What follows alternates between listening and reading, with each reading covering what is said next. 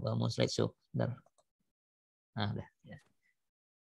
Beliau masih segar PhD-nya ya, baru tahun lalu ya Mas Farid ya. Betul Pak.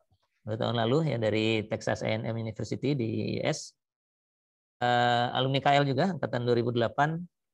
Kemudian langsung melanjutkan sempat di KL S2 sebentar tapi terus melanjutkan ke US sampai PhD-nya kemarin, dan sekarang adalah dosen peneliti di KK Teknik Lepas Pantai ya, sekalian masih ada tugas mengajar juga walaupun jamnya tidak banyak di KL kita.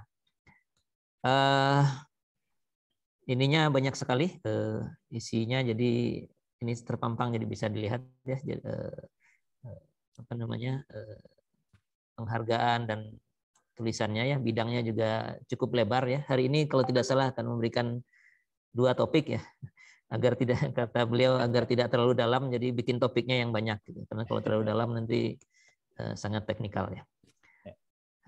Oke, mungkin demikian saja ya perkenalan. Kalau mau tahu lebih jauh tinggal ditanya saja ke ini mungkin Kak Farid gitu ya. Ke Kak Farid ini ya. Silakan Farid ya. Saya zoom-nya bagian Farid. Makasih banyak Pak Ariel atas perkenalannya. Saya share screen ya Pak. Ya silakan. Bentar.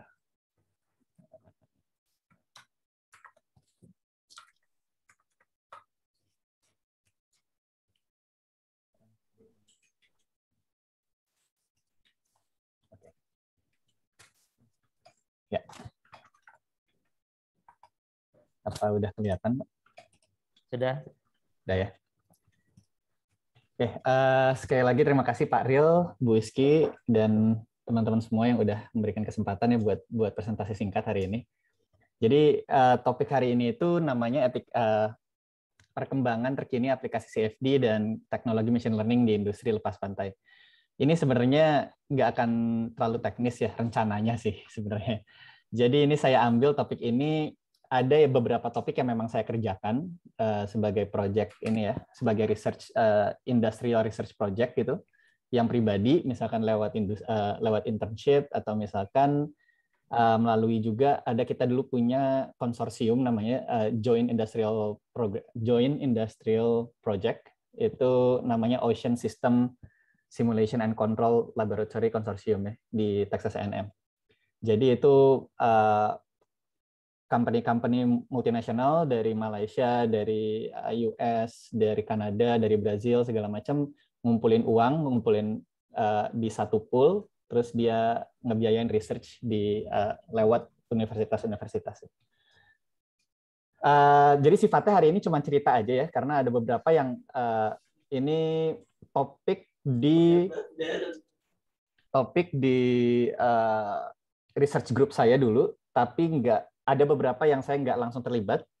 Ada juga beberapa yang saya masih terlibat, tapi belum selesai ya.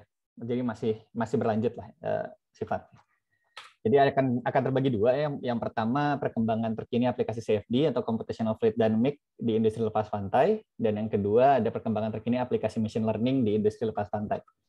Ini menarik karena 2 ini yang saya lihat dalam 2 tahun ke belakang, terutama di US ya, di US dan di mancanegara, R&D-nya itu yang industri, yang dari industri itu banyaknya ke arah sini. Jadi dalam 3 tahun ke belakang misalkan mereka punya namanya best practices for CFD Joint Industrial Project, yang itu jangka panjang 5-6 tahun gitu. Lalu juga ada machine learning application, itu lagi banyak banget. Kalau misalkan teman-teman lihat, biasanya kalau mau lihat isu terkini itu bukan di jurnal biasanya. Biasanya lihatnya di conference ya. Jadi dari peer-reviewed conference proceeding, karena company-company ini biasanya nggak mau nunggu lama dari review jurnal. Jadi biasanya lebih update lah. Nah itu kalau dilihat sekarang lagi banyak banget di 2 ini, CFD dan machine learning. Kalau misalkan teman-teman bisa lihat.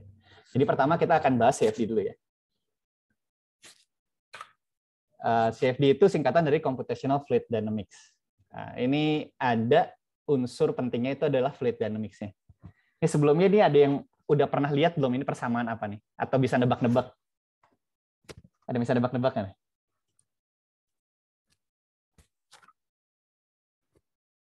Persamaan yang pertama nih, yang atasnya persamaan apa? Ada yang tahu nggak nih? Temi tahu Temi?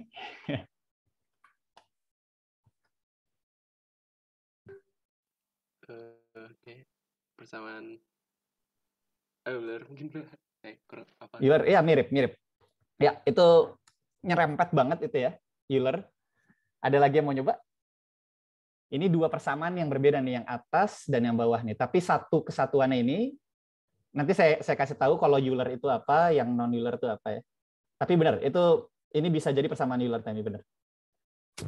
Ada yang mau nebak lagi? Ini yang pertama ini intinya adalah persamaan continuity ya. Continuity equation. Ini persamaan kekekalan massa. Jadi dia semua computational fluid dynamic code gitu, kode-kode atau metode-metode perhitungan yang berhubungan dengan dinamika fluida, ini semuanya memakai persamaan ini. Yang pertama adalah continuity equation, dan yang kedua adalah, ada yang tahu ini? Ini conservation of momentum equation ya. Jadi dia hanya kekekalan massa. Ini intinya adalah ini cuman hukum Newton kedua. Jadi yang pertama ini massa dikali percepatan, rho kali dv dt, ini percepatan. Dan yang ini semuanya nih seribet-ribet apapun ini, intinya adalah gaya luar atau gaya dalam. Jadi intinya massa dikali percepatan sama dengan gaya ya. Itu Newton equation kan. Nah gayanya aja itu yang dipecah ya. Jadi ini sebenarnya sebanyak-banyak ini sebenarnya enggak. Intinya sih hanya itu ya. Misalkan rho g ini ada gaya badan ya, apa body force misalkan. Itu gravitasi. Lalu P ini ada gaya dari pressure, gaya permukaan yang bersifatnya normal gitu ya, normal direction. Lalu yang ini nih, nah ini culpritnya di sini nih yang ngebuat semuanya jadi rumit. Ini adalah internal, jadi P sama ini itu adalah internal force. Kalau misalkan G dan F ini external force ya.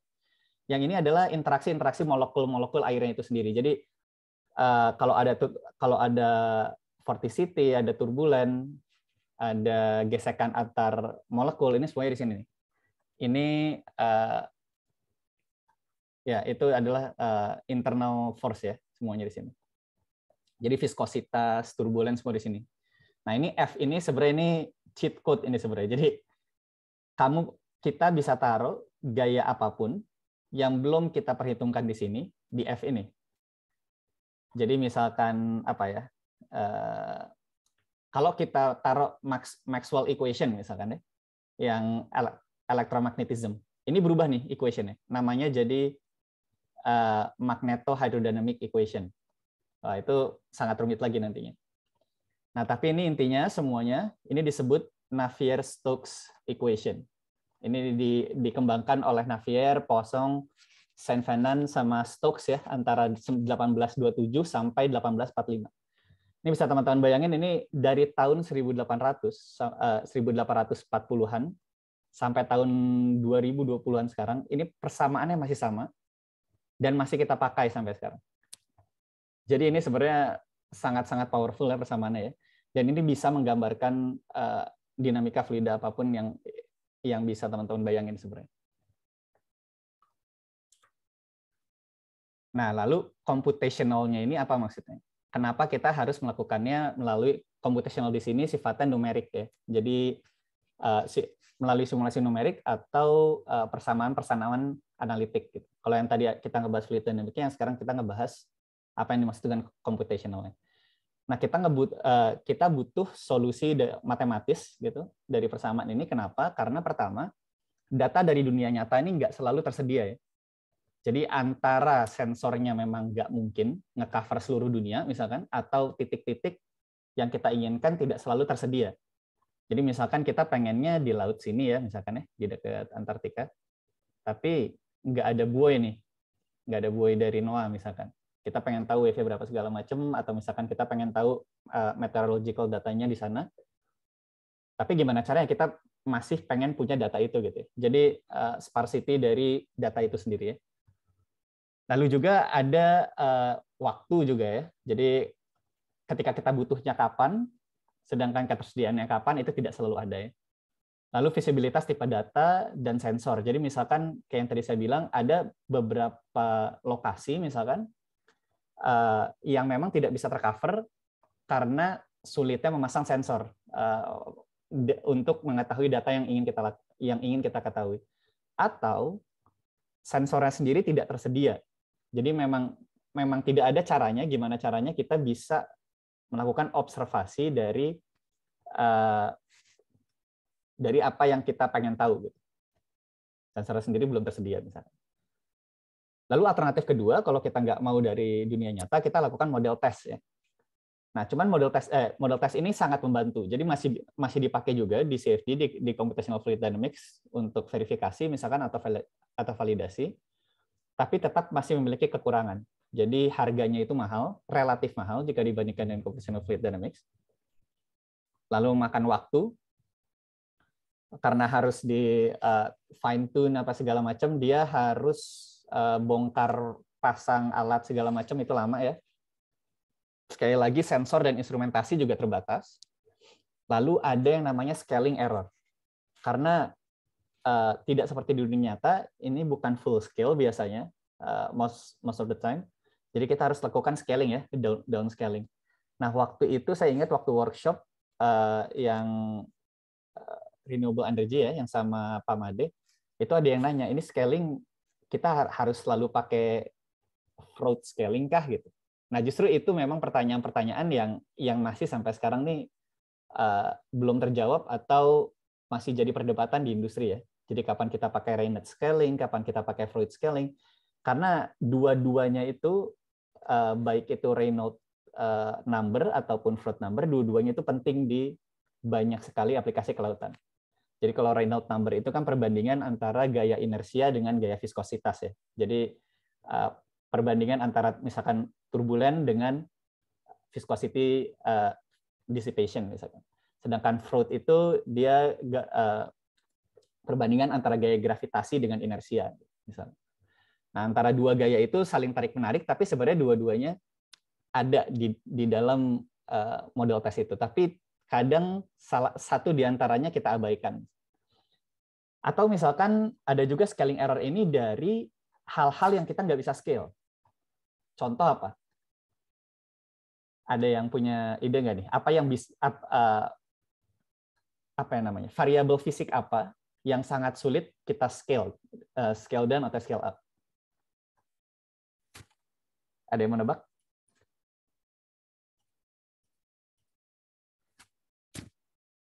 Salah satunya ini ya, gravitasi. Jadi kita selalu pakai gravitasinya sama nih ya misalkan. Dan itu selalu jadi apa namanya istilahnya kalau dalam Freud scaling tuh itu yang nggak bisa kita ubah gitu. Gravitasi atau viskositas air. Karena ketersediaan air di dalam wave basin misalkan ya hanya air itu saja. Jadi ketika kita scale down dan ketika efek dari misalkan surface tension itu penting kayak seperti di propeller cavity problem misalkan atau di impact problem, efek dari surface tension penting, sedangkan kita nggak bisa ubah fluidnya. Nah, itu juga jadi scaling error jadinya. Sedangkan ketika kita lakukan computational fluid dynamics, kita bisa pakai full scale. Kita nggak usah lakukan scaling down dari model dunia nyata yang kita punya ya.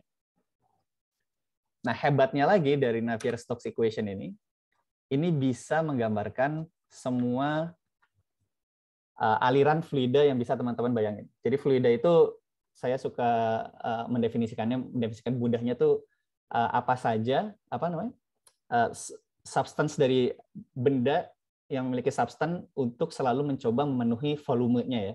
Dulu kan waktu SD juga gitu. Jadi kalau kita kasih volumenya kotak, dia selalu mencoba memenuhi volume itu.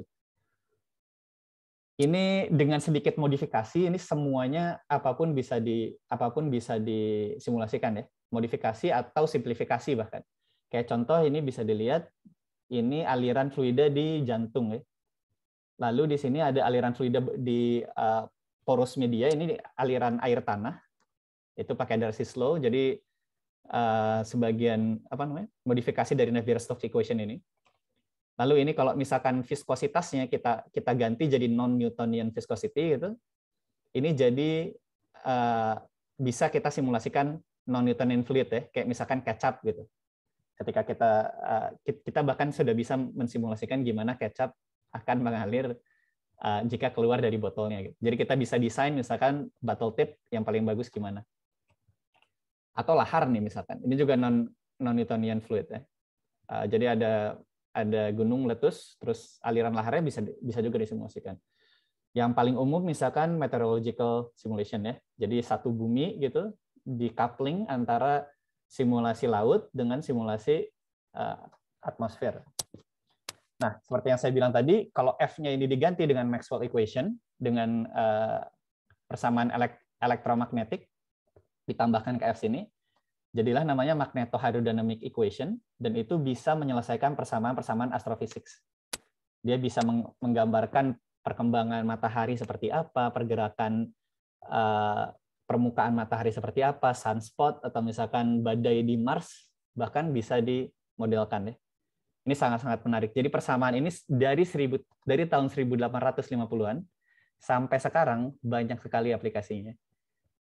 Nah, tapi menariknya lagi, sebenarnya masalah ini secara matematis belum pernah diselesaikan. Ini istilahnya the million dollar questions ya. Jadi ini literally kalau kalian bisa nyelesain ini, bisa membuktikan ini, kalian dapat $1 million dari Millennium Prize Clay Institute ya, Clay Mathematics Institute. Jadi ini sampai sekarang Navier-Stokes equation itu belum bisa dibuktikan secara pasti secara matematis. Jadi ada 3 ininya ya requirement. Yang pertama, apakah selalu ada solusi? Jadi misalkan kalau ada persamaan x 4x plus 4 gitu, berapapun x-nya, kita akan selalu punya sama dengan finite number ya. Kecuali x-nya infinite misalkan. Tapi intinya kita selalu punya solusi. Kita memasukkan sesuatu ke black box-nya, ke equation-nya, kita akan mengeluarkan sesuatu. Tapi tidak bisa dibuktikan ini, Navier-Stokes equation. Lalu yang kedua, apakah solusinya selalu unik gitu? Misalkan unique solution tuh misalkan kalau misalkan tadi ya 4x plus 1, misalkan x-nya itu saya taruh 1, untuk pertama kali gitu hasilnya 5 gitu. Tapi ketika kedua kalinya saya taruh x sama dengan 1, yang keluar hasilnya 10. Nah, itu tidak unik namanya. Itu tidak unik karena dalam 2 percobaan input yang sama menghasilkan output yang berbeda, atau output yang sama bisa datang dari 2 input yang berbeda gitu. Itu juga non unik. Apakah solusinya selalu smooth? Nah, ini maksudnya ini ada discontinuity atau enggak gitu. Kita mengharapkan kalau misalkan kita ubah dikit, misalkan inputnya ya, misalkan velocity-nya di boundary kita ubah dikit gitu. Misalkan kita ubah jadi dari 1 meter per second diubah jadi 1,01 meter per second, kita mengharapkan output-nya pun akan berubah secara dikit. Kita tidak mengharapkan output-nya tiba-tiba dari 1 meter per second ke 1,01 meter per second, tiba-tiba output-nya blow up. Meledak si ini tiba-tiba banyak infinity-nya apa segala macam. Nah, ini belum bisa dibuktikan secara matematis sebenarnya.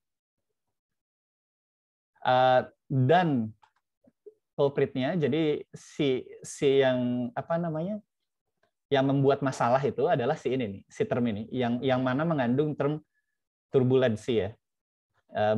Bahkan Richard Feynman nih, American yang sangat terkenal sekali theoretical physicist, dia bilang bahkan turbulence is the most important unsolved problem in classical physics. Itu bahkan dia adalah quantum physicist ya, physicist, sorry. Dia bahkan bilang seperti itu. Dan muridnya Stokes sendiri bilang, kalau saya mati nanti ada 2 hal yang ingin saya tanyakan gitu kepada Tuhan. Yang pertama adalah kenapa quantum electrodynamics, dan yang kedua adalah kenapa turbulence. Untuk pertanyaan pertama saya yakin ada jawabannya, untuk pertanyaan kedua saya nggak yakin. Jadi itu anekdot gimana sebenarnya susahnya untuk menyelesaikan turbulensi ini ya. Karena bisa dilihat dari gambar sini, turbulen itu dikarakteristikan dengan irregularitas yang sangat besar. Jadi kita nggak bisa tebak gitu ya. Ketika time-nya 1 di sini berapa, time-nya 3 berapa, itu bisa sangat-sangat chaotic. Irregularitas besar, terus juga dia memiliki properti diffusivity, sama seperti molecular diffusivity, tapi ini bentuknya dalam bentuk lebih besar dari struktur molekul ya. Jadi struktur-struktur ininya nih, Diffusive itu intinya apa ya? Menyebarkan properti fisik ke sekitarnya ya. Jadi yang tadinya misalkan terpusat di satu titik gitu, dia sebarkan properti fisik tersebut ke daerah-daerah lainnya. Nah, properti fisik itu bisa banyak hal, bisa temperatur, bisa velocity, bisa concentration gitu, tapi intinya dia punya sifat menyebarkan nilai-nilai fisik itu ke sekitarnya. Lalu juga rotationality, dia dikarakteristikan dengan banyaknya vorticity, jadi ada rotation ini bisa dilihat ya, kalau digambarin gitu, dan dissipative tadi ada ya. Kira-kira gitu. Nah, meskipun secara matematis solusi general untuk 3 dimensi Navier-Stokes itu belum terbukti ya hingga saat ini. Meskipun dua dimensinya sudah ada yang membuktikan ada solusinya smooth dan unik gitu.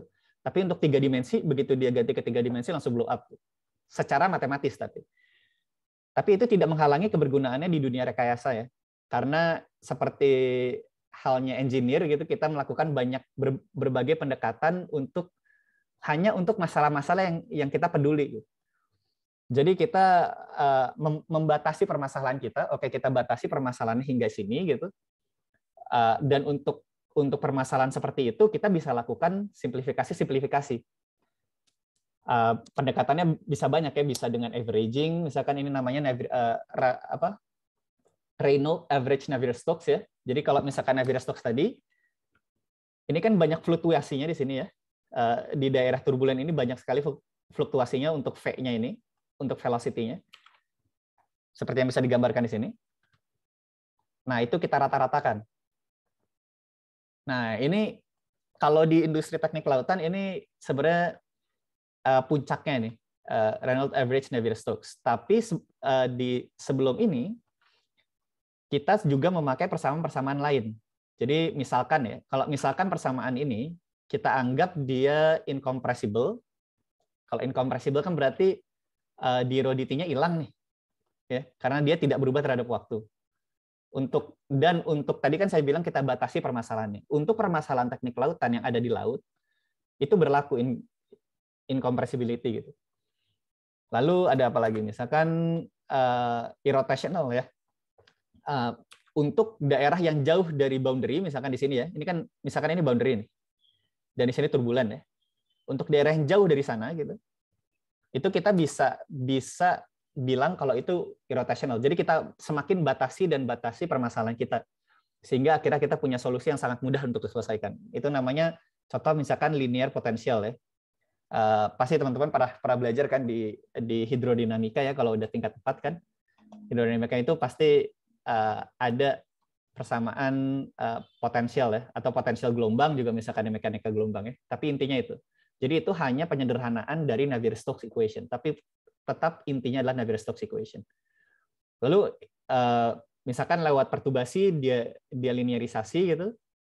Lalu tahun 70-an dengan perkembangan komputasi diintroduce faktor-faktor non-linear gitu. Jadi misalkan faktor non-linear itu perkalian ya. Jadi perkalian antar variabel yang tidak kita ketahui. Jadi misalkan rho dvdt ini kalau misalkan dia compressible fluid dia non-linear gitu ya.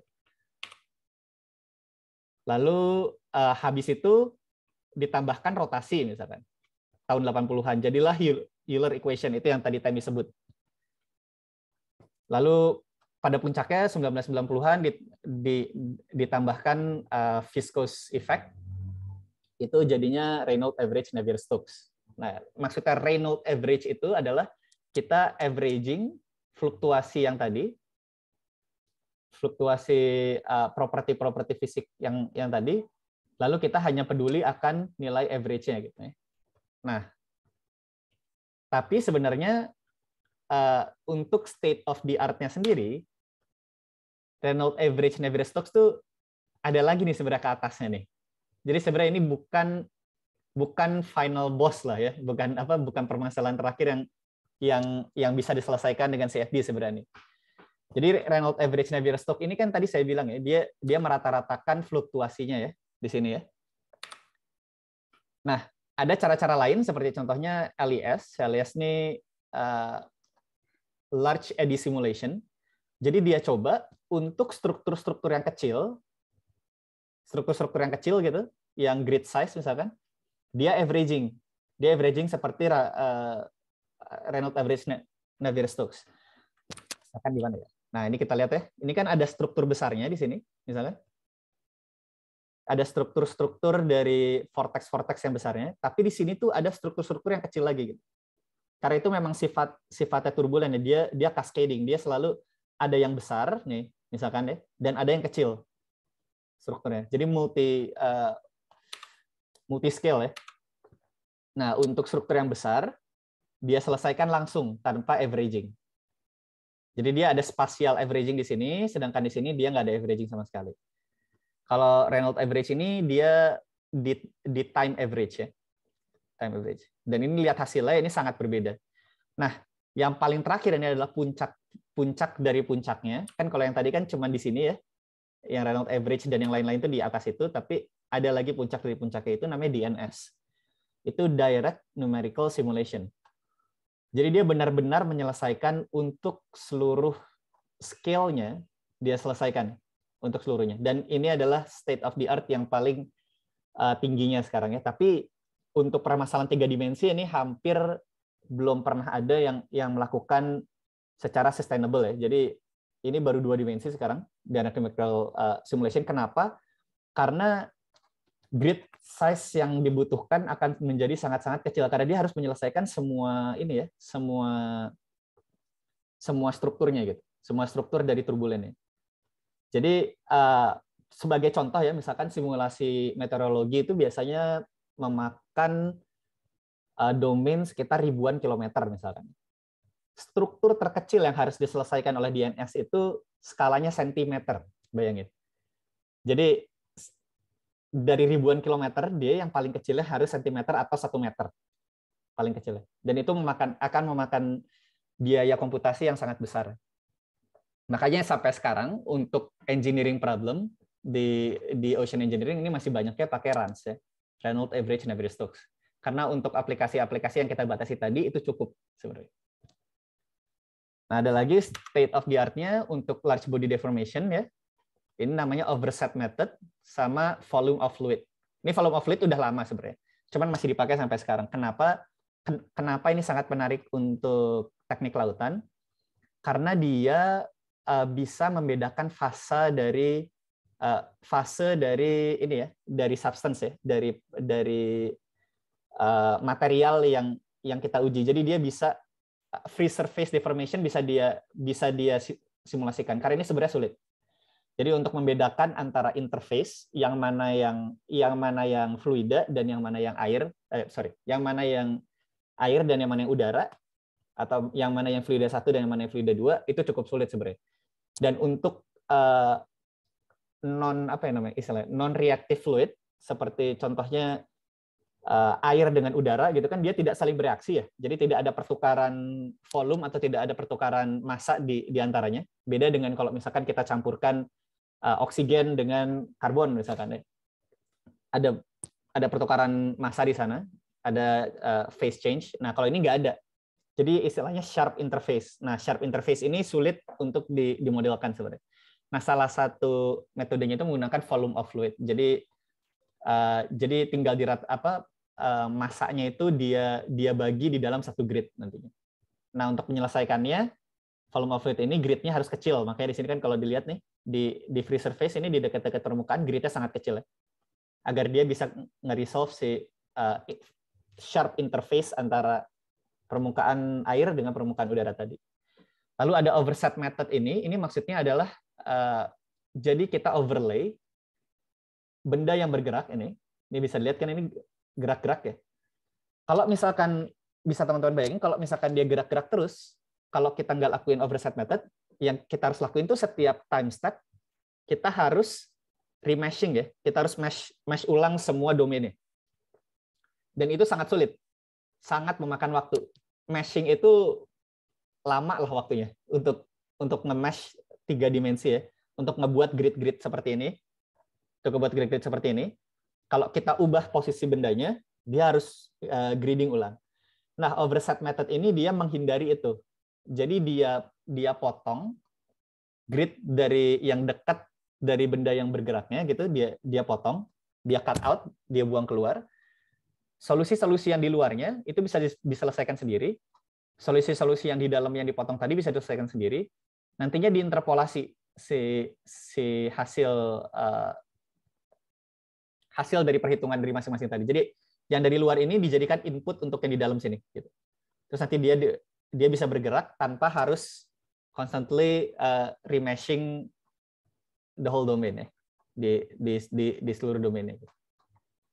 Nah, ada lagi yang menarik, itu namanya particle hydrodynamic. Kalau misalkan teman-teman biasanya ngelihatnya, ini jarang sekali ya sebenarnya di apa namanya, di highlight di kelas-kelas atau ini misalkan, oh ini nggak ke play ya, sebentar. Nah, tapi ini intinya harusnya ada, oke.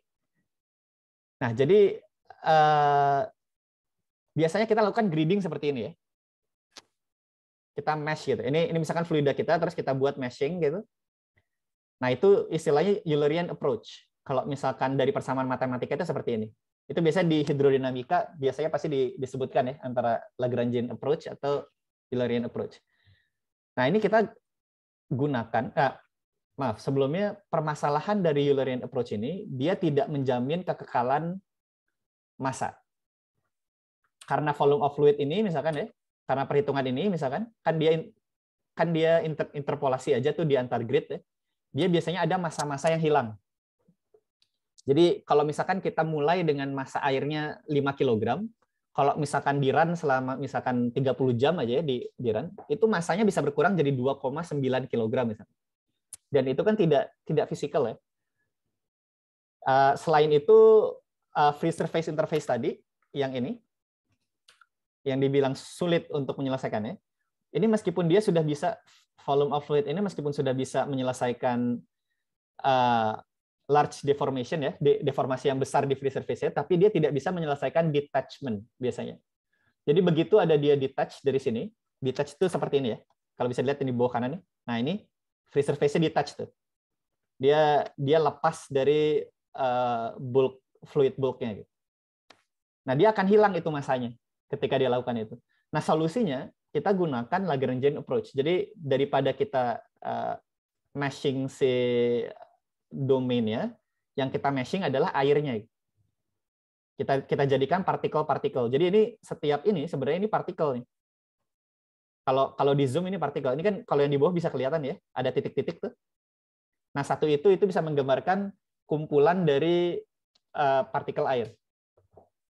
Nah, itu Lagrangian framework namanya. Jadi ini tidak mengikuti meshing. Jadi dia tidak tergantung kita mesh-nya seperti apa. Dan dari awal sampai akhir ini kekekalan massanya akan terjamin. Karena misalkan kita mulai dengan 1000 partikel, ya kita akan selesai dengan 1000 partikel juga. Yang mana satu partikel itu menggambarkan satu massa ya, massa tertentu. Jadi misalkan tiap gram misalkan kita gambarkan sebagai satu partikel. Dari awal sampai akhir dia akan 1 gram. Notable scheme-nya disebutnya smooth particle hydrodynamic atau moving particle semi-implicit. Nah, ini zaman dulu ini jarang dipakai karena dia sangat-sangat mahal dari computation cost ya. Tapi sekarang udah mulai murah karena ini bisa memakai parallelization menggunakan GPU. Jadi GPU itu kan dia bisa menghitung perhitungan-perhitungan sederhana ya, tapi tidak bisa kompleks, tapi dia bisa melakukan secara paralel. Buat yang nggak tahu GPU, graphic processing unit, jadi VGA card yang di komputer itu sekarang sudah bisa dipakai untuk komputasi. Jadi bukan cuma CPU aja ya. Nah, GPU itu dia bisa melakukan perhitungan-perhitungan yang apa namanya, sebenarnya nggak rumit gitu, tapi secara paralel. Nah, ini sangat-sangat bisa melakukan itu karena perhitungannya untuk setiap partikel tidak rumit. Dan yang kedua, ini bisa diparalelkan karena ada namanya compact support. Jadi satu partikel hanya mempengaruhi finite amount partikel-partikel lainnya di sekitarnya gitu. Sedangkan partikel-partikel lainnya tidak akan terpengaruh. Jadi kita bisa selesaikan satu partikel ini satu neighboring particle ini di satu GPU misalkan. Nanti yang lainnya di satu GPU core. Yang lainnya di GPU core lainnya gitu. Kurang lebih gitu. Nah, untuk use case-nya di offshore problem itu ada banyak sekali ya. Tapi biasanya kita pakai untuk highly nonlinear problem. Jadi seperti yang saya bilang tadi ya, large free surface deformation atau large body motion. Bisa dilihat di sini ya. Kalau yang tadi kan nggak ada, yang sebelumnya itu nggak ada ini dia. Nah, lihat yang ini ada impact force gitu di sini. Karena ada resonance, dia body deformation-nya sangat besar dan juga free surface deformation-nya besar ya. Nah, ini sloshing ini. Ini memakai SPH yang tadi saya bilang. Ini project master tadi saya dulu. Jadi intinya kalau misalkan teman-teman punya misalkan LNG, liquefied natural gas misalkan, yang tangkinya tidak penuh, tiba-tiba belum penuh tangkinya, tapi tiba-tiba ada badai datang atau dia harus pergi dari lokasi, dia akan menyebabkan ini ya, sloshing nih. Nah, sloshing ini dia mengubah added mass dari si LNG carrier-nya itu tadi, dan juga menyebabkan gaya luar ini. Kalau misalkan dia periodenya sama dengan natural period dari roll motion LNG-nya, ini bisa sangat berbahaya. Lalu bisa juga untuk memecahkan masalah viscosity dan vorticity di ocean engineering problems ya, seperti turbulence di flow separation ya. Seperti di sini bisa dilihat, ini VIM atau vortex induced motion di semi-sub. Itu didominasi oleh efek ini ya, vortex shading ya. Lalu ada juga viscous damping, ini untuk misalkan untuk kapal laut, yang mana linear roll damping itu kecil karena dia nggak nge-induce wave ya, dia tidak menghasilkan wave ketika dia rolling, jadinya nggak ada yang ngebawa energinya keluar. Nah, dia pakai bilge kill namanya. Nah, bilge kill ini dia menyebabkan vortex ini, turbulen ini, dan karena turbulen tadi memiliki sifat disipatif, jadi dia membawa energi kinetik si kapal ini keluar gitu, dan dia menyebabkan damping. Lalu juga ada propeller cavitation ya. Jadi kalau misalkan di propeller itu nanti ada bubble-bubble yang terbentuk di permukaannya. Ketika bubble itu meledak atau ketika bubble itu pecah, itu menyebabkan kerusakan di propeller setelah sekian waktu ya, setelah sekian lama. Nah, ini sedikit contoh aja nih yang sedang dilakukan di industri. Ini ada dari Marine itu Marine Research Institute di Belanda, ini sangat terkenal. Banyak sekali ini industri lepas pantai yang memakai jasanya untuk model test biasanya. Nah, dia membandingkan green water impact antara model test dengan CFD. Nah, cuman ini match sangat bagus ya. Bisa dilihat nih, untuk kalau grid-nya bagus. Kalau setup-nya bagus, intinya dia bisa match sangat bagus. Tapi masalahnya, untuk impact ini adalah permasalahan yang sangat rumit, karena begitu dia, ini kan highly non-linear problem ya. Jadi kalau misalkan semakin tidak linear, perubahan sedikit saja dari initial condition, dia akan merubah hasilnya cukup besar. Jadi misalkan highly non-linear itu misalkan X pangkat 10 gitu ya. X pangkat 10 dari 2,1 sama X pangkat 10 dari 2,2 itu akan sangat berbeda. Bisa coba dilihat.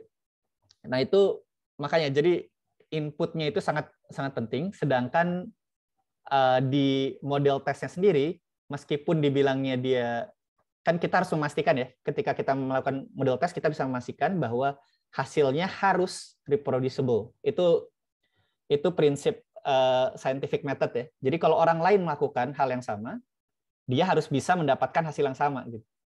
Itu prinsip scientific method, harus bisa reproducible. Nggak bisa cuma kamu yang lakuin, ketika orang yang lakuin hasilnya beda.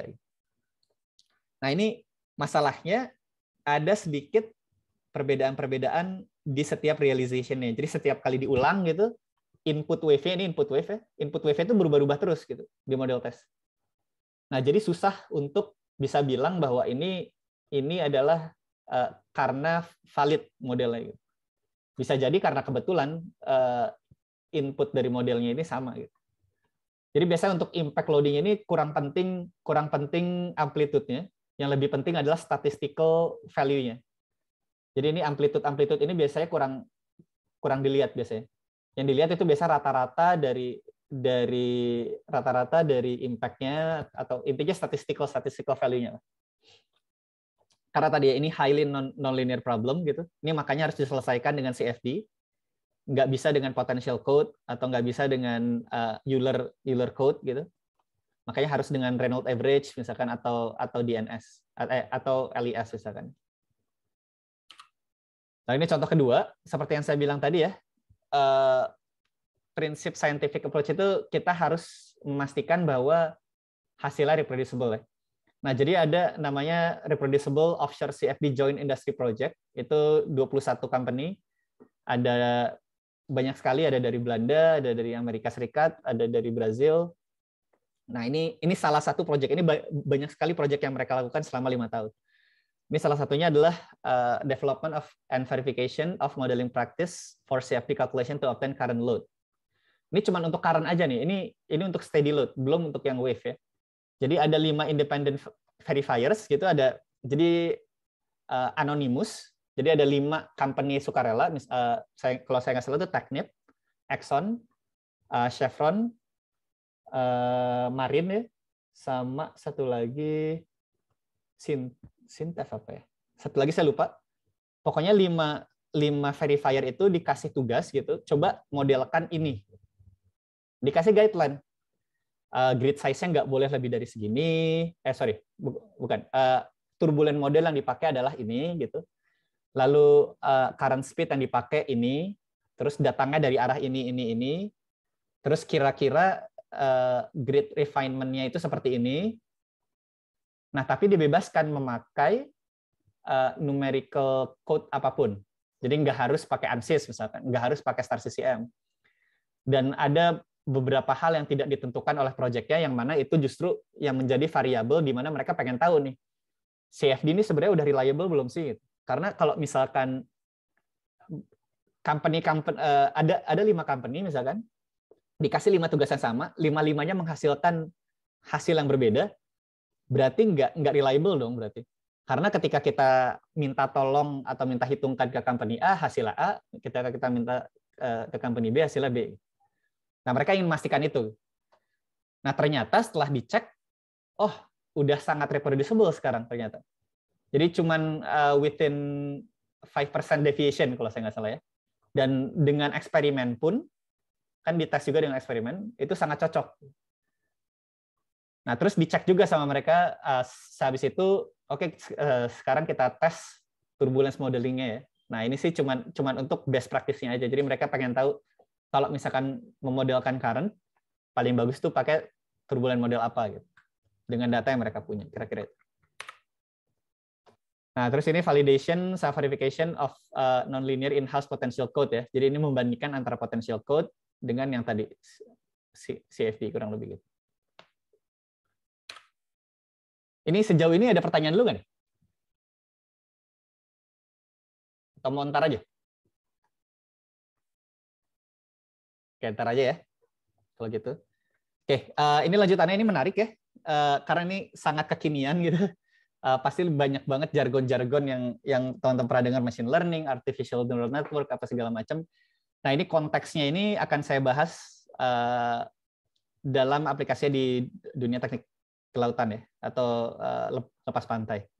Jadi saya nggak akan begitu ngebahas tentang teori-teorinya, atau misalkan nggak akan begitu ngebahas tentang yang sangat-sangat mendalam gitu ya. Jadi cuman biar teman-teman tahu aja dulu maksudnya apa, dan sebenarnya yang lagi dilakuin tuh di teknik lepas pantai ini apa sih gitu. Yang berkaitan dengan jargon-jargon yang lagi sangat marak ini gitu. Jadi pertama kita harus bisa ngebedain ya antara artificial intelligence dengan machine learning dengan deep learning gitu. Jadi artificial intelligence itu teknik apapun yang bisa membuat mesin memimik sifat manusia ya. Jadi misalkan kita punya lampu gitu. Terus lampunya dia ketika gelap, kita pasang sensor, lampunya ketika gelap dia nyala sendiri. Itu artificial intelligence itu. Atau misalkan kita cukup pakai if tree aja. If misalkan decision tree ya. Jadi misalkan, kalau misalkan harga buku A harganya mahal, cek ke toko B misalkan. Kalau murah beli. Di toko B kalau misalkan masih mahal, beli buku lain misalkan. Tapi kalau murah di toko B beli. Nah, itu decision tree sesimpel itu aja, itu sudah disebut artificial intelligence. Jadi nggak ada hal-hal fancy lainnya gitu ya. Lalu yang kedua lalu di bawah itu ada namanya machine learning. Nah, ini machine learning ini subset dari AI yang mana bisa membuat dari algoritma yang kita tentukan, bisa membuat mesin-mesin yang tadi kita bilang gitu, yang pakai if tree apa segala macam, itu bekerja lebih baik dengan data yang lebih banyak. Ini itu. Semakin dia belajar gitu, dia bisa menyelesaikan tugasnya dengan semakin baik. Nah, ada banyak sekali ya machine learning type ya. Ada unsupervised learning, ada reinforcement learning. Ini reinforcement learning pasti teman-teman sering dengar ya di game ini lagi banyak banget di YouTube kalau misalkan bisa dilihat speedrun-nya Mario Bros misalkan, atau yang main Go atau main catur dengan pemain profesional terus mesinnya menang gitu ya. Itu maksudnya ke reinforcement learning. Terus unsupervised learning ini biasanya clustering problem. Jadi kita tidak butuh tahu data-data label dari data-datanya gitu. Jadi kita benar-benar chuck in data sebanyak-banyaknya, nanti dia akan clustering sendiri menurut kategori-kategorinya. Jadi dia bisa mempelajari kategori dari data-data itu sendiri. Jadi kalau kita masukkan data pasien, terus misalkan dari pasien itu atributnya ada banyak, ada umur, ada penghasilan, ada apa segala macam gitu, nanti mereka bisa clustering sendiri untuk unsupervised learning ya. Sedangkan untuk supervised learning, ini data trainingnya, jadi nanti saya jelaskan juga. Jadi ada namanya learning algorithm. Jadi sebelum bisa dipakai,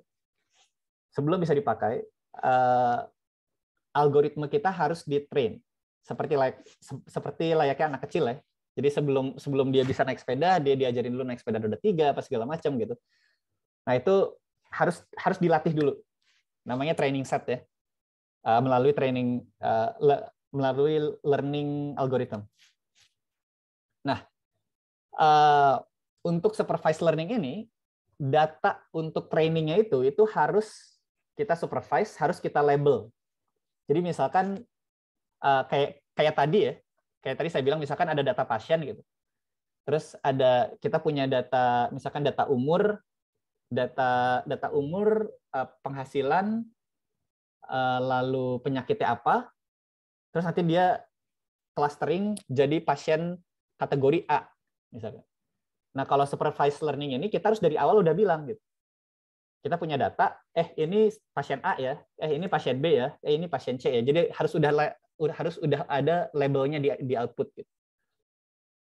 Nah, ini ada dua biasanya untuk supervised learning. Pertama regression problem, satu lagi classification problem. Regression problem ini intinya dia mencari trennya untuk prediksi biasanya. Biasanya untuk untuk prediction biasanya. Sedangkan classification problem ini problem bisa 1 atau 0 ya. Jadi misalkan dikasih gambar, kita train algoritma kita dengan gambar kucing misalkan ya. Nih, kalau gambarnya seperti ini, dia berarti kucing. Kalau hidungnya jaraknya segini dari mata, itu kucing. Nanti dia belajar gitu. Kalau dia punya kumis berarti kucing. Kalau dia punya mulutnya seperti ini berarti kucing. Nanti kita kasih gambar anjing, nanti dia klasifikasikan itu kucing atau bukan. Intinya itu. Kalau regression ini dia itu outputnya adalah probabilitas. Kalau classification ya, probabilitas bahwa input yang kita masukkan ke algoritma kita itu adalah output A atau B gitu, probabilitasnya. Sedangkan kalau regression ini dia mengeluarkan hasilnya. Jadi angka. Jadi bukan probabilitas, tapi angkanya itu sendiri. Nah, kenapa disebut jadi deep learning ini masuk ke dalam kategori artificial neural network ya. Karena dia disebut artificial neural network karena dia sangat istilahnya menyerupai sistem saraf kita.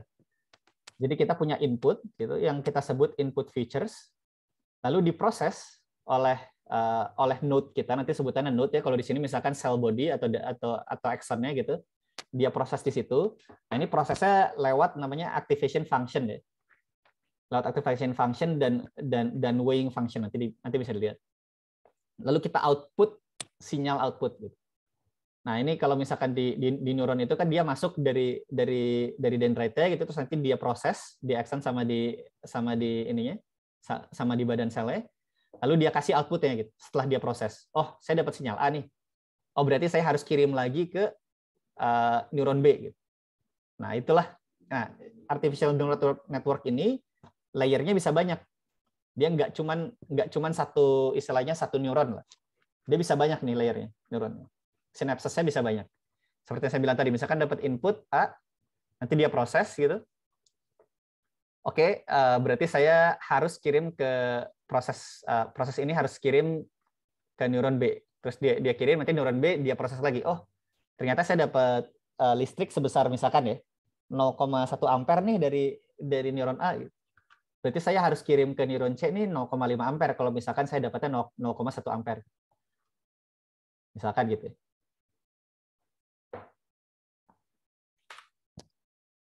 Nah, untuk algoritma sendiri, untuk istilahnya aplikasi matematis ya, jadi kita punya namanya weighing function. Ini yang penting-pentingnya aja ya. Jadi kita punya input. Inputnya itu namanya features ya, input features. Itu bisa apapun. Nah, dalam kasus ini misalkan vertical displacement dari FVSO misalkan ya. Terus ada lateral displacement dari FVSO. Lalu kita input juga wave condition. Ini inputnya tuh. Inputnya. Nah, yang mau kita output itu misalkan apakah muring lainnya fail atau enggak. Sebenarnya kan kalau kita nggak punya prior knowledge gitu, itu kan nggak ada hubungannya ya. Jadi misalkan kayak, oke, saya tahu gelombangnya segini, saya tahu displacement-nya segini, terus apa hubungannya gitu dengan muring lain? Tanpa adanya data-data sebelumnya, kita nggak tahu itu hubungannya apa. Atau kita cuma bisa prediksi dengan deterministic model. Nanti saya kasih lihat permasalahannya apa dengan deterministic model. Kalau misalkan kita berhubungan dengan big data.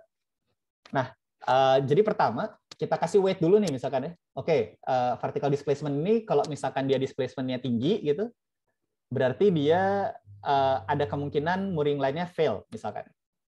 Oke, wave condition. Dengan wave condition A gitu. Terus dia kasih weight, dia jumlahkan ke sini. Oke, dengan wave condition 3 meter, nggak mungkin vertical displacement-nya tinggi misalkan. Berarti pasti muringnya fail. Atau misalkan dengan vertical displacement tinggi 2 meter misalkan 2 meter vertical displacement-nya, tapi wave-nya itu nggak tinggi gitu. Oke, berarti nggak fail.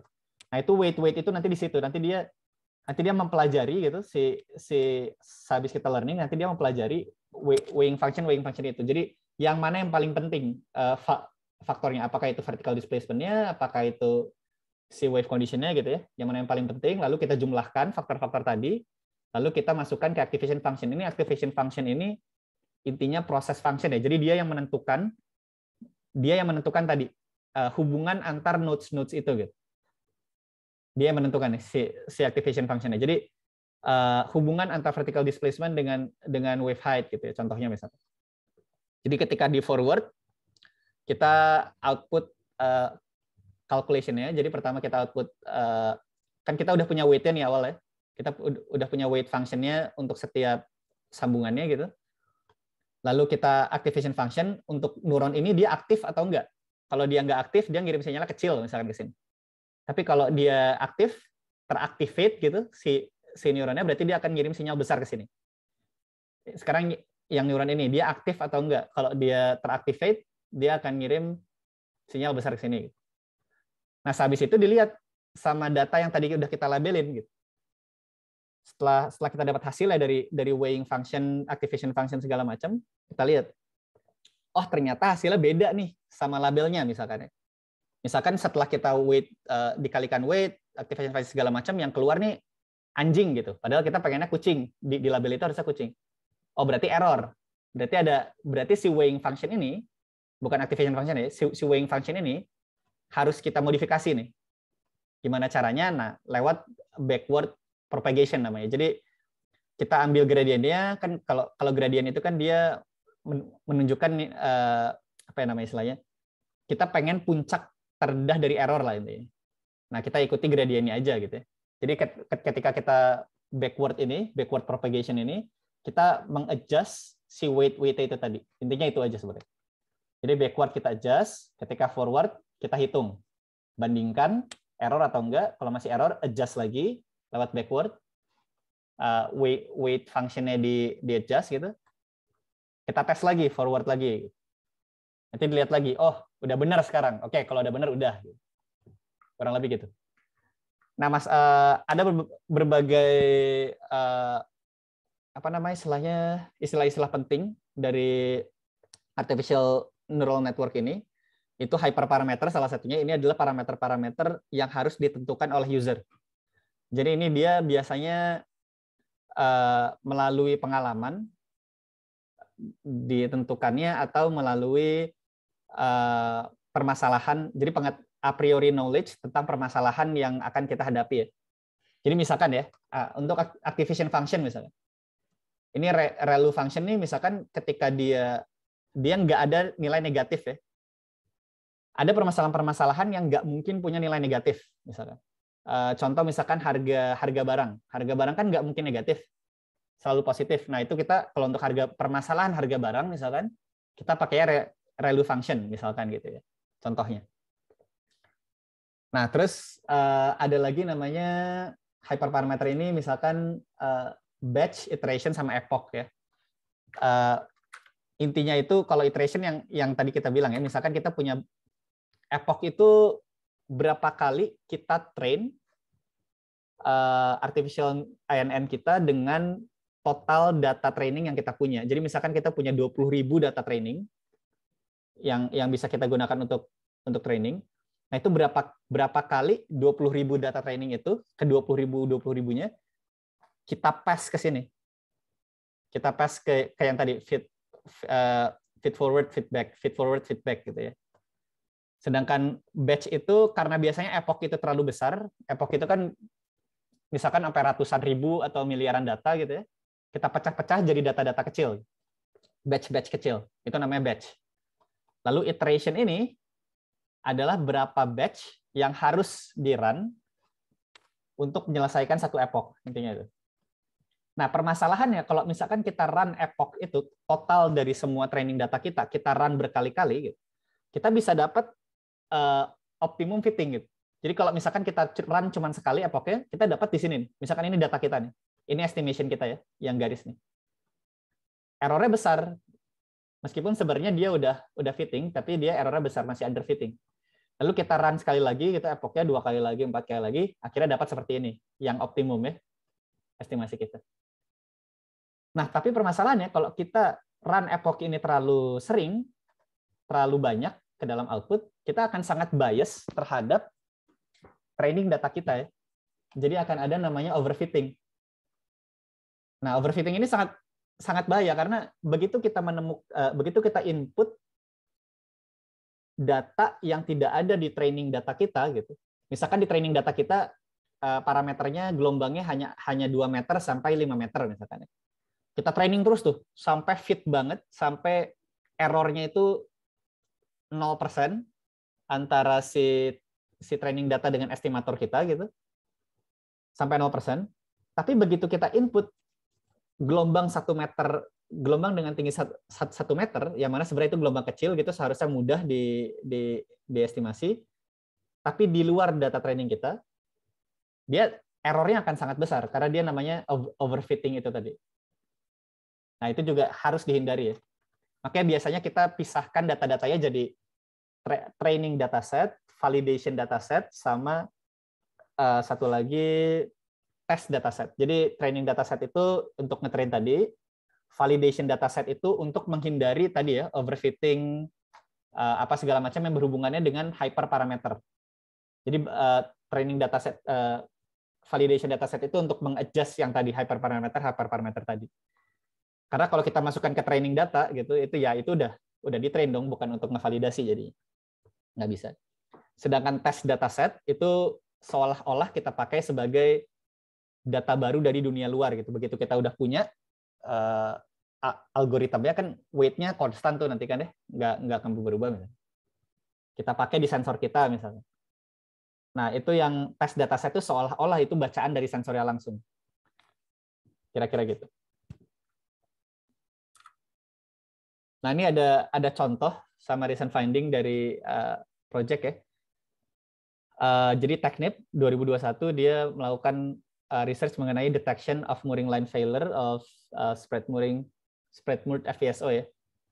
Jadi dia intinya dia punya FPSO dengan 14 mooring. Dia bagi per grup 1, grup 2, grup 3, grup 4. Nah, dia pengen tahu dengan dry measurement itu adalah intinya measurement aktif yang ada di kapal. Jadi tanpa sensor tambahan. Dia pengen tahu.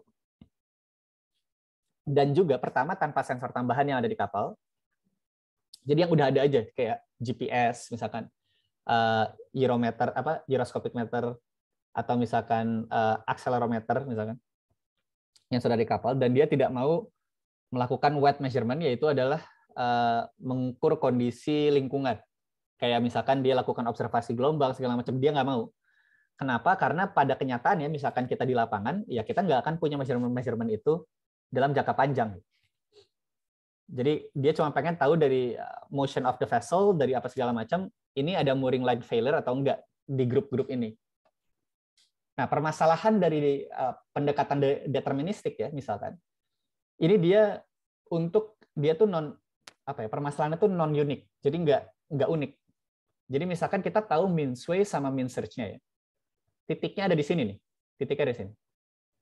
Tapi kita nggak tahu di titik itu, kalau misalkan mean sway sama mean search-nya di situ, mean offset di situ, kita nggak tahu yang broken itu line 3 atau 4 karena dia ada overlap di situ.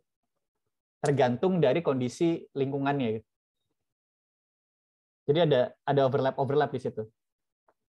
Nah, makanya dia nggak mau dia pakai artificial neural network ini. Ini totalnya ada banyak sekali ya datanya. Jadi dia idealnya sebenarnya itu dilakukan observasi jangka panjang ya, misalkan 10 tahun atau 5 tahun gitu. Atau ya intinya dilakukan observasi jangka panjang pakai sensor segala macam. Tapi pendekatannya sekarang caranya adalah dataset ini kita generate pakai simulasi. Jadi pakai CFD, pakai potential code apa segala macam, kita generate tuh data-datanya. Jadi contoh ini misalkan ada 118.000 case untuk training set, ada sekitar 40.000 case untuk validation sama case ya. Itu semuanya di-generate menggunakan Orcaflex sama in-house code. Masing-masing ada 6 jam simulasi. Jadi bukan di-run selama 6 jam ya. Jadi mungkin runningnya cuman 10 menit mungkin lah. Misalkan apalagi kalau pakai superkomputer bisa lebih sebentar lagi ya. Tapi tetap ini data yang sangat besar ya.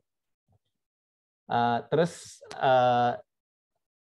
case-case ini itu varying dari heading-nya, dari HS-nya, significant wave height, terus dari TP, dari wind speed, current speed, sama relative heading segala macamnya, sama line break position juga dia simulasikan gitu. Kalau misalkan line-nya di sini break, datanya gimana gitu. Ya udah, terus dia cak semua data itu ke dalam artificial neural network mereka. Dan hasilnya sangat bagus gitu. Dia bisa memprediksi untuk gelombang sampai 3 meter ya misalkan. Untuk gelombang sampai 3 meter, dia bisa memprediksi hampir 100%. Kayak 99,7%. Tapi semakin tinggi gelombangnya, nah dia semakin rendah match-nya ya. Ini jadi 99,7% kalau misalkan 5 meter. Nah, sedangkan untuk all sea stage yang lebih tinggi dari 5 meter, dia semakin rendah lagi correct detection-nya. Nah, masalahnya adalah mereka tidak melakukan wet measurement tadi ya. Kalau misalkan mereka punya data gelombang, nah ini pasti 100% semua nih, kemungkinan besar. Nah, tapi misalnya most of the time itu nggak tersedia di lapangan ya. Tapi meskipun dilihat ini sangat rendah untuk lebih dari 5 meter, tapi biasanya kondisi gelombang 5 meter itu tidak berlangsung lama biasanya. Jadi mungkin bisa aja dia line break-nya itu putus ketika gelombangnya HS-nya itu misalkan 8 meter ya, misalkan. Ketika HS 8 meter dia putus. Nah, tapi kondisi 8 meter itu biasanya tidak berlangsung lama. Jadi biasanya dalam 3 jam misalkan hilang, dia balik lagi ke 5 meter, ke 3 meter, nah, bisa di-run ininya. Tetap bisa digunakan nanti. Nah, ini bisa dilihat dengan adanya data tambahan ya. Contohnya adalah mean roll angle. Mean roll angle itu bisa dilihat pakai lookup table aja sebenarnya. Cuman dilihat dari misalkan FPSO ini bawa barangnya ini, load-nya segini, balasnya segini, itu bisa dilihat nanti mean roll angle-nya berapa. Ini bahkan untuk yang 5 meter, untuk HS 5 meter itu dia bisa sampai 100%. Jadi dia bisa mendetek grup mana yang rusak gitu, kalau misalkan ada yang rusak, hanya dari data-data tadi. Hanya dari data-data offset, low frequency period, terus mean yaw angle, yang mana semuanya tuh ada datanya.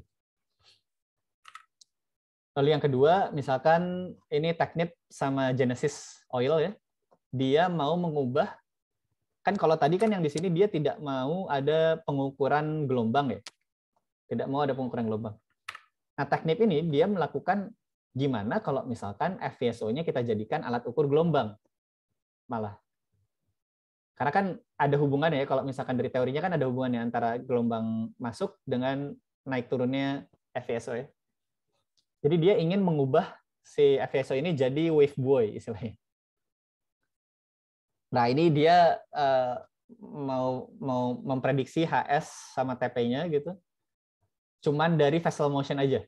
Seperti yang saya bilang tadi, dia nggak mau ada pengukuran apapun mengenai environmental condition. Dia nggak mau ada pengukuran angin, ada apa. Dia cuma ada heave, sway, sama search standard deviation, sama zero crossing period dari heave motion. Ya. Total case-nya nggak banyak, 288. Tapi dia cuma ingin, ini proof of concept aja. Ya. Nah, ini sama kayak tadi ya, ada overlapping. Kalau misalkan kita lakuin deterministic correlation gitu, ini ada overlapping. Jadi misalkan input TP-nya di sini gitu, berapa nih? 13 second input TP-nya. Ini ada banyak heave crossing period yang mana bisa salah identifikasi sebagai TP-nya 13 second gitu, di daerah sini. Padahal sebenarnya TP-nya bukan 13 second di situ kan. Tapi karena ada overlapping ini, nah makanya dia lakukan artificial neural network. Nah, hasilnya bisa dilihat di sini. Tadi ada standard deviation, wave elevation, apa segala macamnya. Ini untuk training 4,6%, dan untuk validation lebih besar ya, seperti yang di-expect biasanya seperti itu. Jadi kalau training itu bisa tinggi banget correlation-nya, tapi kalau untuk validasi biasa akan lebih besar errornya. Karena itu tidak termasuk data yang di-train, yang dilatih. Lalu ini terakhir, jadi 2H Offshore di Houston, dia ada proyek namanya Riser Motion and Fatigue Prediction for Digital Twin using Machine Learning Algorithm. Nah, ini beda lagi. Jadi ini untuk digital twin. Jadi digital twin itu gimana caranya kita ngebuat kembaran dari struktur kita yang ada di lapangan ke virtual. Jadi virtual ini bisa dalam model apapun ya, misalkan yang real time ya, real time virtual. Jadi real time ini bisa dalam 3 jam atau 1 jaman gitu, dia update terus. Nah, yang virtual ini maksudnya kita bisa lihat real time update tadi, misalkan yang ada di vessel kita bisa lihat langsung di komputer kita misalnya. Yang jadi permasalahan adalah untuk bisa tahu kembaran dari bangunan kita yang ada di lapangan, kan kita harus tahu semua posisi-posisinya ya. Misalkan ini riser ya. Ini kita harus taruh nih sensor di sepanjang risernya dong berarti gitu kan. Kalau misalkan simpelnya mikirnya gitu ya. Berarti kita harus pasang sensor di sepanjang riser itu. Sedangkan itu sebenarnya nggak visible ya. Karena pertama upkeep-nya sangat mahal, kedua ini banyak sekali sensor rusak di bawah sini gitu. Banyak sekali. Dan biasanya sensor hanya hanya ada di dekat-dekat touchdown point dan di sini ya, di connection point di atas gitu. Nah, terus gimana caranya? Ya udah, sama kayak yang tadi gitu. Kita taruh minimum sensor, jadi sensor-sensornya nggak usah di semuanya, tapi sisanya kita pelajari kalau misalkan sensornya bergerak seperti ini di atas dan bergerak seperti B di bawah gitu. Bergerak seperti A di atas dan bergerak seperti B di bawah. Itu perkiraan menurut artificial neural network-nya, perkiraan bentuk riser-nya seperti apa sih gitu. Nah, itu bisa di-train juga. Sama dengan tadi ya, kita generate dulu simulasi-simulasi datanya apa segala macam. Nah, nanti dia pelajari tuh kalau misalkan di atasnya posisinya seperti apa, akselerasinya seperti apa, di bawahnya posisinya seperti apa, akselerasinya seperti apa, lalu kondisi kapalnya itu offsetnya seberapa, roll-nya berapa gitu. Nah, dia bisa prediksi keseluruhan bentuk riser-nya nanti. Yang itu dijadikan digital twin di ini kita, di komputer kita nanti. Kira-kira gitu aja presentasi hari ini. Ditutup dengan terima kasih. Mungkin kalau ada pertanyaan, sesi tanya jawab, diskusi aja, mungkin ngobrol-ngobrol. Pertanyaan apapun yang berhubungan dengan apa yang disampaikan atau mungkin yang tidak juga boleh. Terima kasih banyak.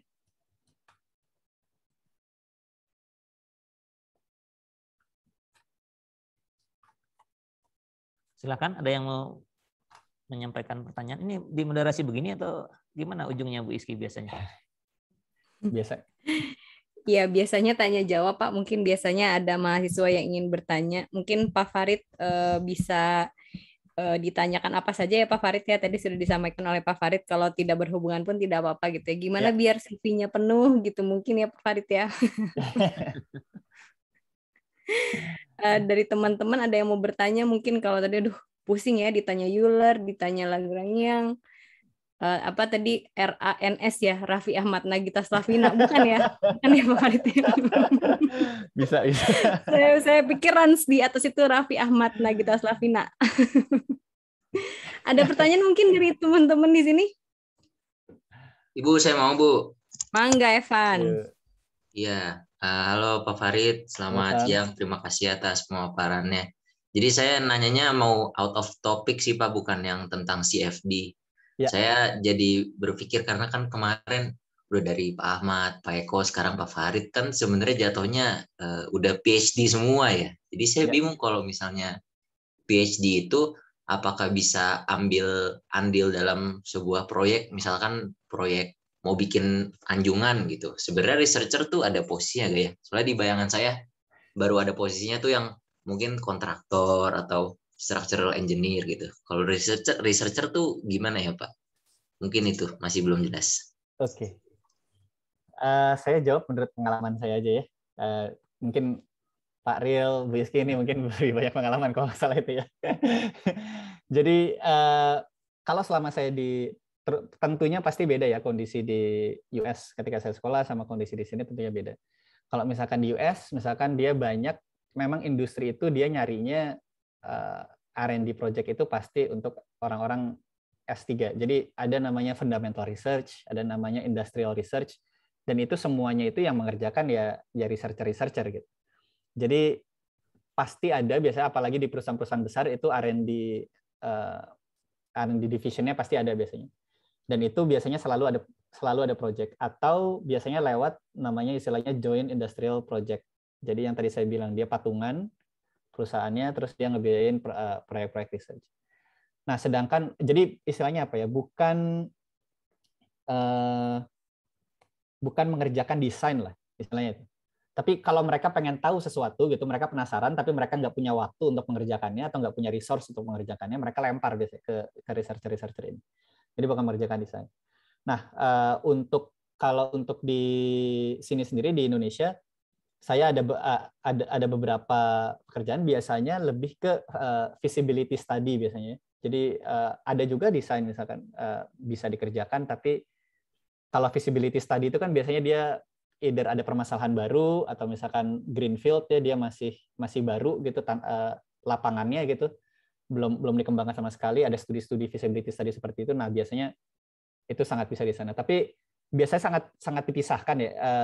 Saya juga kurang tahu, mungkin Pak Ril atau Bu Iski bisa lebih jawab mungkin untuk ini. Pertanyaannya apa tadi? Kalau proyek gimana Pak untuk researcher gitu? Oh, dibalik gitu. Saya pikir researcher apa ada peluangnya di sini? Bukan begitu ya tadi pertanyaannya. Gimana tadi Evan? Mungkin kesana juga Evan nggak? Iya, kurang lebih begitu sih Pak. Maksudnya Biar kalau ditanya gitu Pak, kalau misalnya Evan sudah lulus terus ditanya, Evan kerjanya jadi apa? Researcher apa sih itu? Tapi kan kalau jadi manajer, jadi direktur itu ada presis gitu ya Evan nih maksudnya. Iya, jelas gitu. Project engineer, structure engineer gitu. Kalau researcher belum kebayang Pak. Ya, apalagi di Indonesia gitu Evan ya. Betul. Ya memang kalau di Indonesia saya nggak tahu. Researcher itu adanya di kampus memang ya. Betul. Peneliti. Makanya Pak Farid begitu ke sini ke kampus gitu. Atau ke BRIN mungkin. Oh, iya. Ada Pak Ahmad mungkin nih. Pak Ahmad bisa bantu jawab Pak Ahmad. Supaya researcher jadi prestis gitu di sini, jadi wah keren jadi Pak researcher keren gitu Pak. Ya, sayangnya belanja riset kita memang nggak banyak sih, itu dia masalahnya. Belanja riset itu bukan hanya dari pemerintah ya. Belanja riset dari company kita juga nggak banyak. Jadi belanja kita lebih banyak belanja teknologi. Gitu. Jadi kalau selama ini ya researcher paling banyak gitu ya kalau nggak berakhir di university ya berakhirnya di BRIN gitu di Indonesia. Kalau nggak jadi politisi sekalian gitu, lumayan kan di Baligo panjang. Gitu. Ya gitu sih kondisinya ya mau nggak mau ya saya nggak tahu bagaimana memotivasi tapi inilah kenyataannya gitu kondisi di Indonesia ya masih belum ada tuh R&D division yang memang didanain semua dari ini dari industrial. Nah cuman maksudnya ada yang hal yang menarik itu kan ada kita yang namanya super tax deduction itu baru tahun lalu saya ingat banget tuh waktu saya dipanggil ke istana tuh kita ngobrolin itu. Jadi super tax deduction itu pemerintah kita tuh lagi memikirkan bagaimana supaya ada pemotongan pajak besar-besaran bagi perusahaan-perusahaan yang mau mendanai R&D. Nah, impact-nya kan baru kelihatan 4-5 tahun setelah super tax deduction, tapi itu pun tergantung sama pemerintahan berikutnya kan. Kalau pemerintahan berikutnya tiba-tiba mencabut super tax deduction itu yang mengatakan ya nggak ada yang namanya super tax deduction. Ya udah balik lagi kita ke business as usual. Jadi kita bisa lihat itu mungkin 2-3 tahun lagi baru kita lihat. Kalau di luar negeri lumayan lumayan bergengsi kalau kalian jadi researcher di industrial. Karena itu salary-nya Farid tuh pasti pernah dapat tawaran salary jadi researcher di industrial yang lumayan besar, apalagi kalau udah oil and gas dan energi gitu. Itu gede banget gitu. Bahkan kalian lebih gede daripada gaji manajerial biasanya gitu. Tergantung dari kemampuan kalian gitu. Apalagi yang tadi kan banyak banget tuh tadi Farid cerita tentang millennium problem. Kalau kalian pernah lihat tadi Farid juga cerita tentang RANS gitu. Jadi ada salah satu laporan menarik, laporan tipis gitu, tapi banyak banget yang baca itu. Yang Paul Mentor, Farid tahu kan, yang dia meneliti yang dari RANS gitu, terus dia coba liatin RANS itu di K epsilon, dia cuma nunjukin permasalahan turbulensi di Renault Navier-Stokes tadi, terus dia liatin. Nah kerjanya di NASA, orang ini mathematician, gitu. Dia cuma liatin gitu permasalahan dari RANS itu. Jadi RANS itu adalah solution, bring another problem kata dia. Jadi ada solusi, tapi masalahnya banyak lagi nih di bawahnya gitu. Nah si orang-orang seperti ini nih highly appreciated, gitu. Apalagi kalau kerjanya di lembaga-lembaga seperti NASA ya. Gitu. Nah itu dia gitu. Di Indonesia saya nggak tahu gitu apakah gaji di peneliti di BRIN atau di LAPAN gitu nanti gitu. Itu cukup bergengsi secara nominal gitu. Ya kalau kita ya mau tidak mau gitulah gitu. Kondisinya sekarang gitu. Mostly kalau kalian dapat PhD ya ujung-ujungnya kalau begitu nggak tahan dengan gaji peneliti di kampus ataupun di lembaga riset gitu ya nyalon gitu. Lumayan gitu, Farid namanya panjang tuh titel-titel di belakangnya gitu. Kira-kira begitu. Ya, atau itu mungkin nanti kalau Evan udah kerja atau apa ya buat JIP gitu ya, Joint Industrial Project itu dia nge-share risknya. Jadi kenapa dia dibuat kan biasanya dia nggak mau nih dia risknya nanti gagal ininya research segala macam. Dia nge-share risk dengan permasalahan yang sama dengan company-company lain misalkan. Atau ya kalau ada skema-skema lain ya kayak misalkan di Brazil, di Kanada dia oil and gas company itu dapat tax break yang bisa dipakai untuk riset, tapi hanya khusus untuk riset di Kanadanya aja gitu. Jadi kalau misalkan Exxon misalkan dia ngebuat oil baru ngegali di Kanada misalnya. Terus dia harus bayar tax, dia bisa pilih dia mau bayar tax atau dia mau pakai R&D untuk Exxon-nya, R&D-nya, tapi harus dilakukan di Kanadanya gitu. Ya justru ini mungkin kalau ada yang jadi ini nanti nih pemangku kebijakan atau misalkan di industri-industri ya mungkin bisa jadi bahan bahasan tuh. Oh ya, kalau di dana gitu, kalau mau jadi tax deduction kan harus public domain ya, Rit, ya. Yeah. Jadi itu menariknya. Jadi nama kalian ada di report itu jadi public domain. Itu yang kan kalau di sebagai peneliti yang dikejar tuh biasanya tuh ketika kalian udah secure secara financial gitu, biasanya tuh kalau bicara sama semua researcher di luar negeri, apalagi di respect university, pasti yang mereka kejar satu, jadi apa? Jadi abadi gitu. Jadi abadi itu dalam konteks seperti ini gitu. Kalau kalian tadi memecahkan millennium problem gitu, 100 tahun ke depan nama kalian bakal disebut gitu. Nah, gitu. Salah satu dari 7 millennium problem kalian pecahkan itu udah otomatis nama kalian tuh jadi close to eternity gitu bahasanya. Ya kayak gitu-gitunya. Mungkin akan beda sih secara cultural gitu. Jadi ketika mereka sudah selesai secara, jadi udah nggak lagi finansial yang jadi parameter pertamanya gitu. Pasti gengsi untuk jadi peneliti adalah di situ. Gitu ya. Ya. Atau banyak sih Evan peneliti yang dari luar gitu. Kalau untuk teknik kelautan saya kurang tahu ya, tapi saya lihat di teknik lingkungan apa segala macam itu banyak banget peneliti dari luar. Dia penelitiannya Indonesia. Jadi ini aja apa namanya misalkan untuk oceanografi aja. Itu banyak. Jadi gaji orang luar, kerja di luar tapi kontribusinya untuk Indonesia juga gitu. Kalau misalkan yang dipikirkan.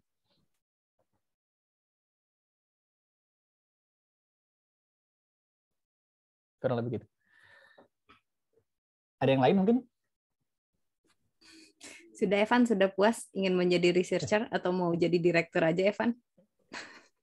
Belum Bu. Skripsi dulu Bu, tenang Bu, ntar aja. Oke, siap. Ya, makasih Pak Bu jawabannya. Ya, sama-sama. Ada lagi yang lain mungkin yang mau ditanyakan? Tidak ada pertanyaan lagi.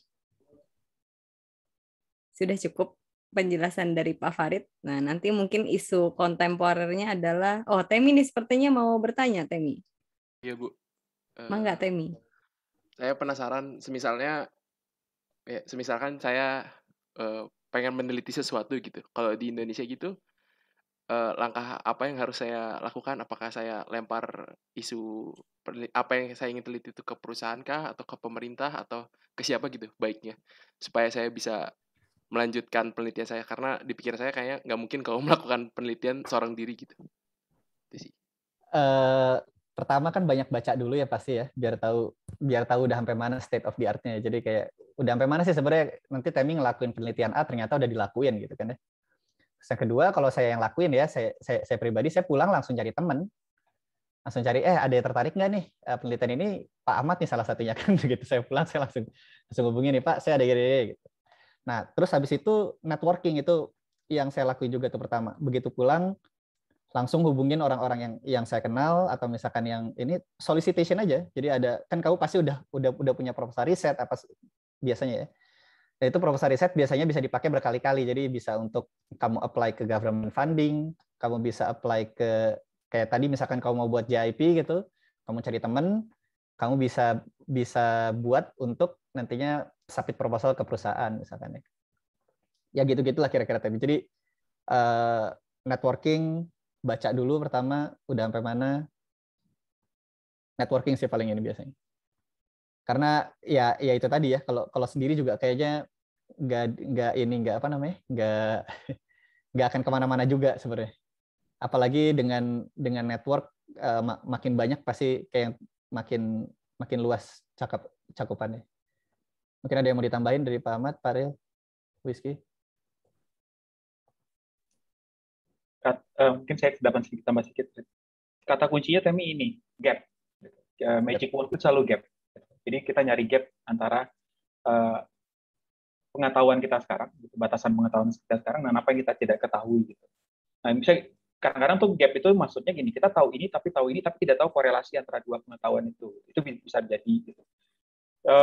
Saya ingat banget tuh ketika di Oxford tuh ada dua kata magic yang selalu ini ke semua PhD student di sana itu adalah kamu bisa jadi dapat gelar doktoral gitu kamu ketika kamu memenuhi syarat dua hal. Jadi kayak namanya disebut significant and substantial contribution. Nah, celakanya memang signifikan dan substansial contribution itu nggak ada batasnya memang gitu. Yang mengatakan itu signifikan sama substansial itu ya udah gimana asesor kalian. Gitu. Nah, tapi ketika kita sudah bisa memetakan, oh ini kita tidak tahu, ini kita tidak tahu gitu. Itu biasanya tuh argumen kita kuat banget untuk bilang ini signifikan dan ini substansial kontribusi kita terhadap ilmu pengetahuan. Jadi riset itu pasti bicara soal dua hal ini memang gitu. Apakah jadi kita tahu gap-nya gitu. Apakah nanti ketika kita menemukan gap kita menemukan solusi untuk gap itu kontribusinya akan substansial dan signifikan nggak terhadap perkembangan ilmu pengetahuan. Biasanya kayak gitu sih cara berpikirnya. Sama menambahin dikit ya Temi, untuk penelitian rekayasa ya, misalkan engineering research gitu, bukan yang fundamental research, nanti beda lagi kalau fundamental research ya. Biasanya yang harus ditekanin itu menurut saya istilahnya business drive. Jadi business drive ini dia nggak harus ekonomi ya, jadi termasuk ke dalam ekonomi. Jadi ada sosial, ada apa segala macam. Jadi konsepnya untuk engineering biasanya just because you can do it doesn't mean you have, just because you can doesn't mean you have to. Gitu. Jadi kamu bisa nih lakuin ini, kamu bisa analisa sampai kayak kamu submit proposal, submit apa segala macam, saya mau penelitian tentang DNS kayak tadi misalkan, direct numerical simulation. Tapi sebenarnya untuk business drive itu hampir nggak ada gitu. Jadi kegunaan dari sosialnya, kegunaan dari penambahan nilai ekonominya, penambahan apa segala macam itu hampir nggak ada gitu. Nah, itu juga harus, itu yang jarang kita perhatikan sebagai kalau udah masuk ke ranah research ya. Biasanya. Jadi ujungnya ya ngabisin duit. Gitu. Misalkan, contohnya.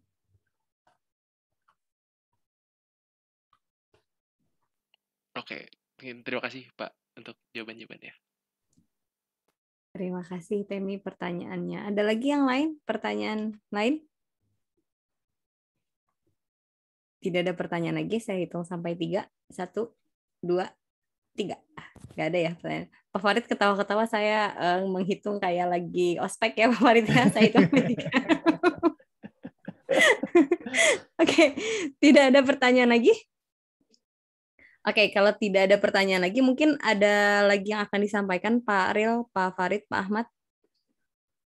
Nggak ada kayaknya Bu, makasih waktunya. Sudah cukup. Ya, terima kasih Pak Farid sudah meluangkan. Tugasnya dari Bu Iski ya? Atau gimana? Tugas kebetulan enggak, takutnya tugasnya harus gitu. Jadi saya karena termasuk jadi pengampu mata kuliahnya. Ya, nanti di pertemuan ke-5 dan 6 kita akan ada debat tentang isu kontemporer ini, Pak. Okay. Gitu. Jadi nanti mungkin mohon kesediaan Bapak-bapak pengisi materi beserta pengampu untuk menghadiri debatnya gitu, untuk melakukan penilaian juga gitu. Oh, sudah diberikan tapi tugasnya? Belum Pak, nanti minggu depan baru kita akan bagi kelompok Pak. Oh gitu, minggu depan kan masih ada satu lagi ya? Iya, setelah yang terakhir itu. Minggu depan karena 3 pembicara bapak-bapak semua minggu depan ibu ya, aktivis lagi, aktivis women engineers ya. Pembicara kita aktivis semua loh Pak, ini dari Pak Ahmad, Pak Eko, Pak Farid, satu lagi Bu Rahma ya, Bu ya. Ya baik, kalau tidak ada lagi yang ingin disampaikan, mungkin kita cukupkan sampai di sini. Terima kasih banyak atas waktunya, atas kehadirannya, atas diskusinya. Mudah-mudahan apa yang disampaikan hari ini bermanfaat untuk kita semua, dan kita selalu dalam keadaan sehat supaya kita bisa beraktivitas sebagaimana mestinya. Saya tutup perkuliahan hari ini. Terima kasih banyak. Assalamualaikum warahmatullahi wabarakatuh. Waalaikumsalam. Terima kasih Pak Bu. Terima kasih Pak Bu.